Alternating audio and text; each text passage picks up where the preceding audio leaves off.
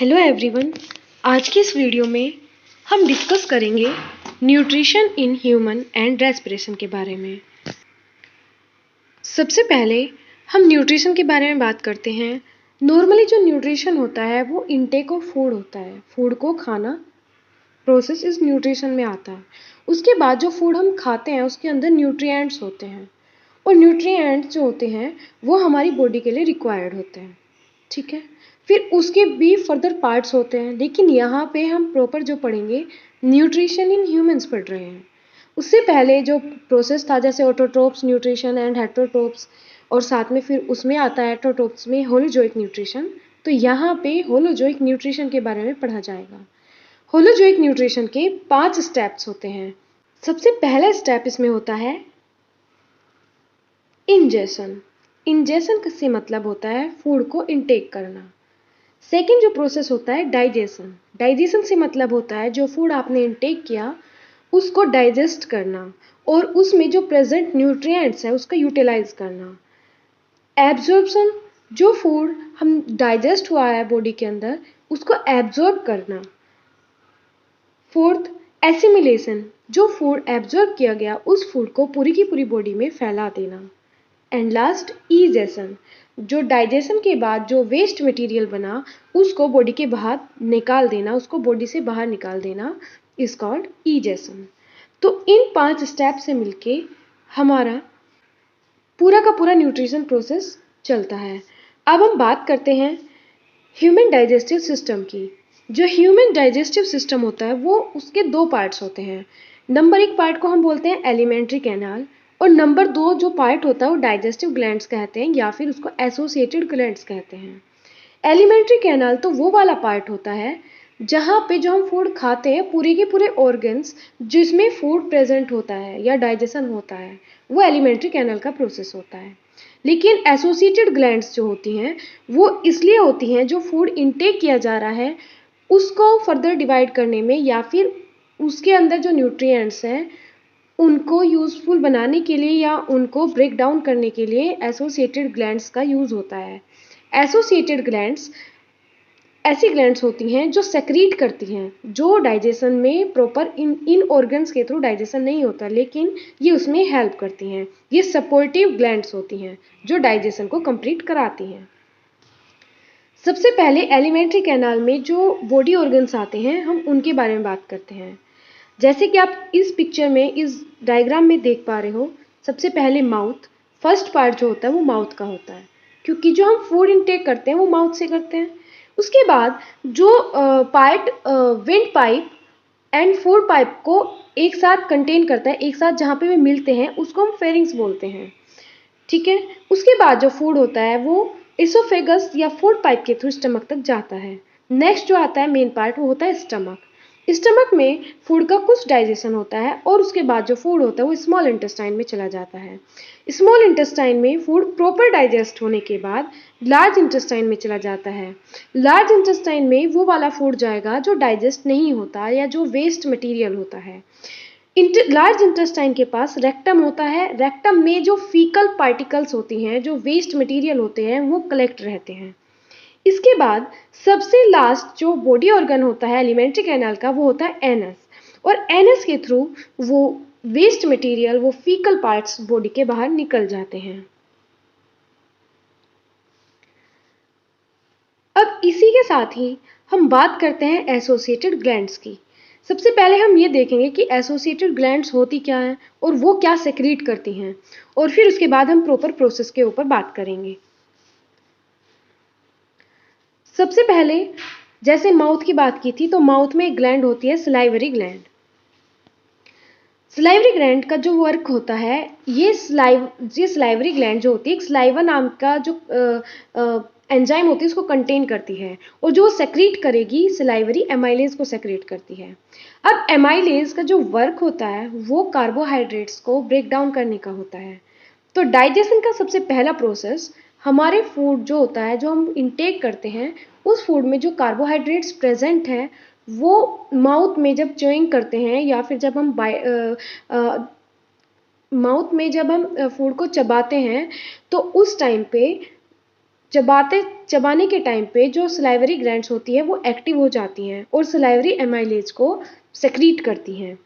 Salivary amylase हमारे जो food होता है माउथ के अंदर उसमें मिल जाता है, मिक्स होके जो कॉम्प्लेक्स शुगर होती हैं, कार्बोहाइड्रेट्स में जो कॉम्प्लेक्स शुगर होती हैं उसको सिंपल शुगर में ब्रेक डाउन कर देता है या फिर छोटे छोटे पीसेस कर देगा, जिससे कि इसोफेगस के थ्रू जो फूड होता है वो स्टमक तक इजीली चला जाए। नेक्स्ट, फिर यहाँ पे जो मोस्ट इम्पोर्टेंट पार्ट है वो है इसोफेगस। हमने जो फूड इनटेक किया उसको चबाया, चबाने के बाद सलाइवरी एमाइलेज ने कार्बोहाइड्रेट्स को ब्रेक डाउन कर दिया। अब जो फूड पार्टिकल्स है वो इसोफेगस के थ्रू स्टमक तक जाएंगे। जो इसोफेगस ट्यूब होती है उसमें एक प्रोसेस होता है जिस प्रोसेस को हम पेरिस्टालसिस या पेरिस्टाल्टिक प्रोसेस कहते हैं।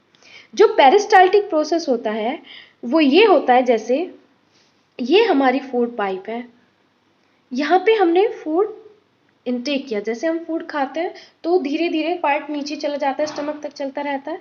तो यहाँ पे कॉन्ट्रैक्शन और रिलैक्सेशन का एक प्रोसेस होता है। जब फूड खाएंगे तो कॉन्ट्रैक्ट और फिर जब वो थोड़ा नीचे जाएगा तो रिलैक्स। तो कॉन्ट्रैक्ट रिलैक्स जो मूवमेंट होता है उसको पेरिस्टाल्टिक मूवमेंट या पेरिस्टालसिस प्रोसेस कहते हैं। इसके बाद लेकिन एक चीज़ याद रखनी है, इसोफेगस में डाइजेशन नहीं होता, ये डाइजेशन में हेल्प नहीं करता। ये हेल्प करता है सिर्फ माउथ से फूड पार्टिकल्स को स्टमक तक लेके जाने में। और फर्स्ट डाइजेशन प्रोसेस जो स्टार्ट हो जाता है वो माउथ से हो जाता है। और ये क्वेश्चन अक्सर एग्जाम में पूछा जाता है कि जो कार्बोहाइड्रेट्स होती हैं वो कहाँ पे ब्रेक डाउन करती हैं। सबसे पहले माउथ में ब्रेक डाउन होगा और फिर ये भी पूछते हैं कि वो कौन सी ग्लैंड है जो कार्बोहाइड्रेट को ब्रेक डाउन करती है या कॉम्प्लेक्स शुगर को सिंपल शुगर में कन्वर्ट करती है। तो वो आपको याद रखना है कि एमाइलेज जो होगा, चाहे वो पैनक्रियाज से एमाइलेज हो या फिर वो सलाइवरी ग्लैंड का एमाइलेज हो, वो एमाइलेज जो करेगा हमेशा कार्बोहाइड्रेट को ही ब्रेक डाउन करेगा। तब नेक्स्ट हम आते हैं इसके बाद इसोफेगस ट्यूब की बात हो गई। इसके बाद जो फूड पार्टिकल्स आते हैं वो स्टमक में आते हैं। स्टमक में आने के बाद जो यहाँ पे आपको फिगर में दिख रहा है, ये इस टाइप का जो स्टमक के जो वॉल्स होती हैं, सबसे पहले जो स्टमक होता है वो जे शेप में होता है। इसकी जो इस टाइप से फूड पाइप होता है और इस टाइप से जे शेप में हमारा स्टमक होता है। अब इसकी जो वॉल्स होती हैं, इसकी वॉल्स पे यहाँ पे गैस्ट्रिक ग्लैंड्स होती हैं। जो गैस्ट्रिक ग्लैंड्स सेक्रेट करेंगे गैस्ट्रिक जूस को, और गैस्ट्रिक जूस 3 चीज़ें कंटेन करके रखता है। एक HCl जो एसिड होता है, स्ट्रॉन्ग एसिड होता है, और ये स्टमक के अंदर का जो मीडियम है उसको एसिडिक करने का वर्क करता है। एक पेप्सिन या फिर पेप्सिनोजीन हम बोल सकते हैं, क्योंकि जो पेप्सिनोजीन होता है वो HCl की प्रेजेंस में पेप्सिन बनाता है और पेप्सिन प्रोटीन को ब्रेक डाउन कर देता है।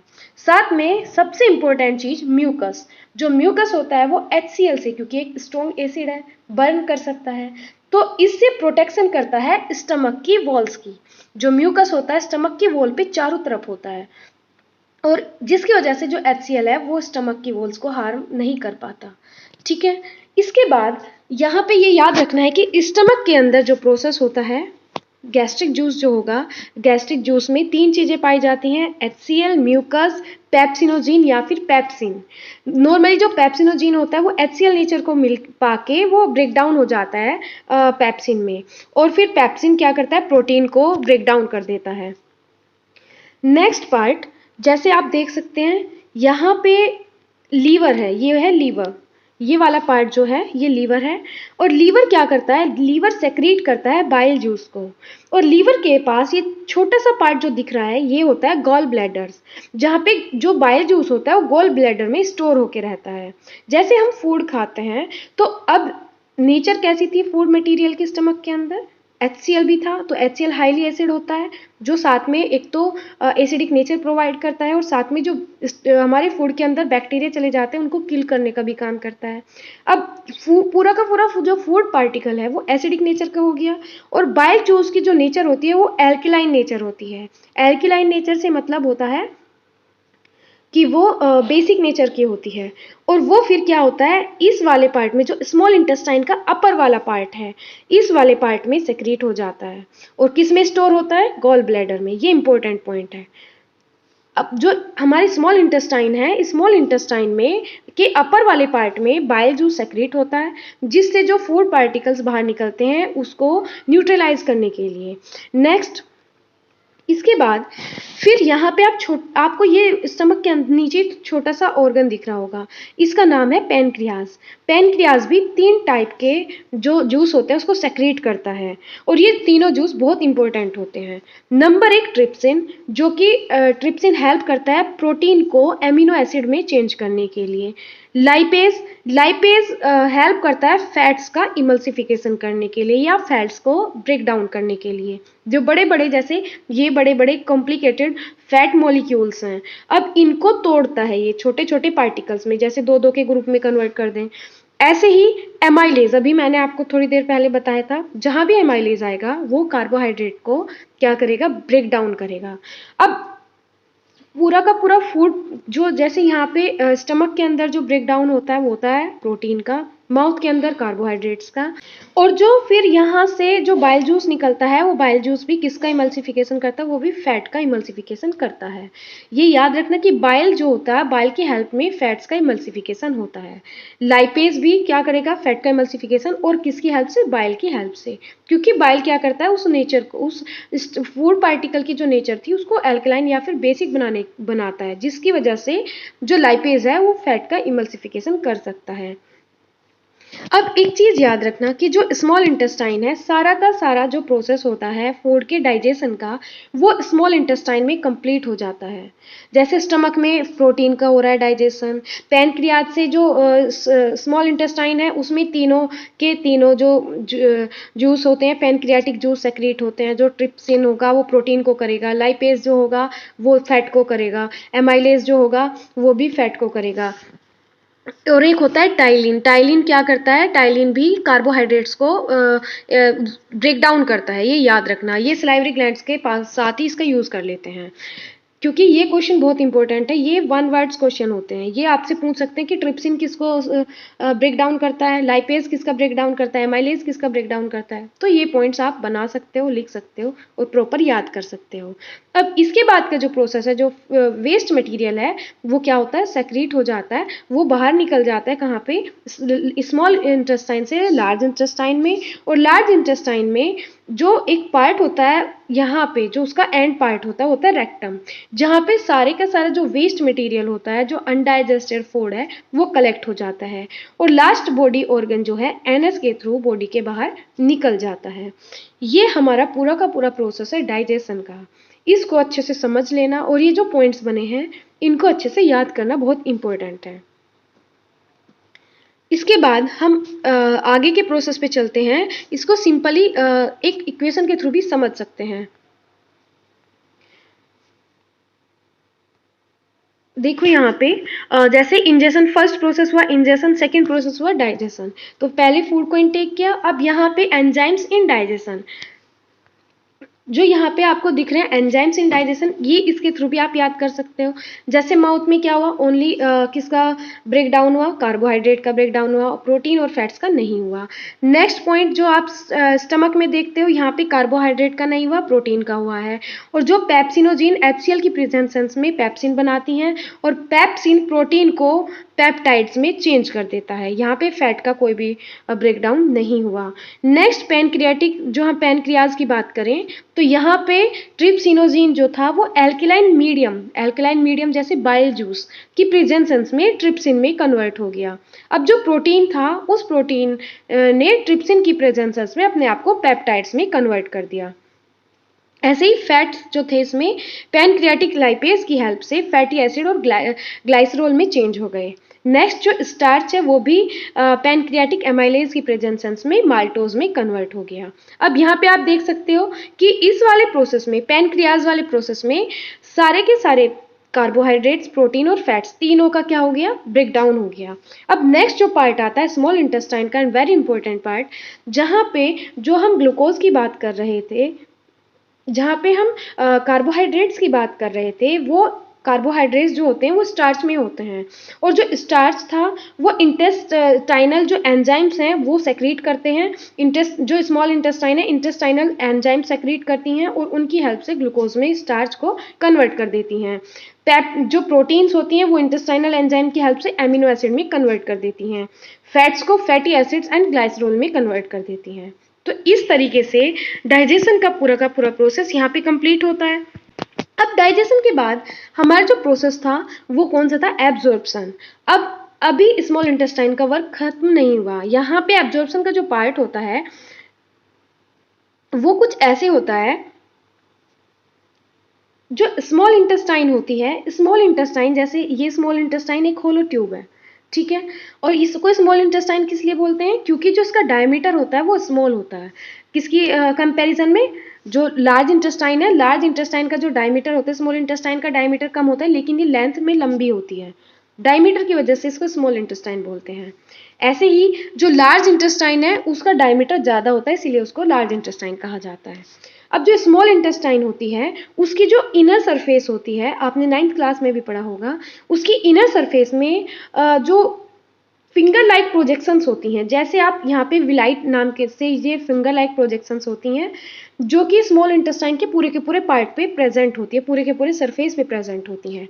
और ये क्या करती हैं, ये स्मॉल इंटेस्टाइन को या एब्जॉर्प्शन वाले प्रोसेस को उसका सरफेस एरिया इंक्रीज कर देती हैं। जैसे एक तो आप थ्रेड की बात करें, एक थ्रेड है और एक थ्रेड इस टाइप से है, तो किसका एरिया ज़्यादा होगा, जो ऐसे है जिग जैग टाइप से, तो इसका एरिया ऑब्वियसली ज़्यादा होगा। तो इसीलिए यहाँ पे जो फिंगर लाइक प्रोजेक्शंस है ये क्या करती हैं, जो फूड से न्यूट्रिएंट्स बनते हैं स्मॉल इंटेस्टाइन में उनको सबको एब्जॉर्ब कर लेती है, और एब्जॉर्ब करने के बाद इसके साथ जो कनेक्ट होते हैं ब्लड कैपिलरीज कनेक्ट रहती हैं, जिसके थ्रू जो न्यूट्रिएंट्स होते हैं वो पूरी की पूरी एब्जॉर्ब कर लिए जाते हैं। और नेक्स्ट प्रोसेस किसका आता है, यहाँ पे नेक्स्ट प्रोसेस आता है एसिमिलेशन का। और एसिमिलेशन क्या करता है, एसिमिलेशन होता है इसमें जो ये यहाँ पे ब्लड वेसल्स के थ्रू ब्लड वेसल के अंदर न्यूट्रिएंट्स चले जाते हैं, या फिर रेड ब्लड सेल्स क्या करती हैं, कंटेन करती हैं न्यूट्रिएंट्स को, और वो पूरी की पूरी बॉडी में उनको लेके चली जाती है, जिससे कि जो फूड इनटेक हुआ था, जो न्यूट्रिशंस गेन किया गया वो पूरी की पूरी बॉडी में चला जाए। इसके बाद ईजेशन वाला प्रोसेस आपको पता ही है, जो वेस्ट मटेरियल होता है वो बॉडी के बाहर जाता है और वो प्रोसेस किसमें कन्वर्ट होता है, उसको बोलते हैं ईजेशन। अब यहाँ पे न्यूट्रिशन इन ह्यूमन वाला जो पॉइंट है, जो टॉपिक है वो कवर होता है, कंप्लीट होता है।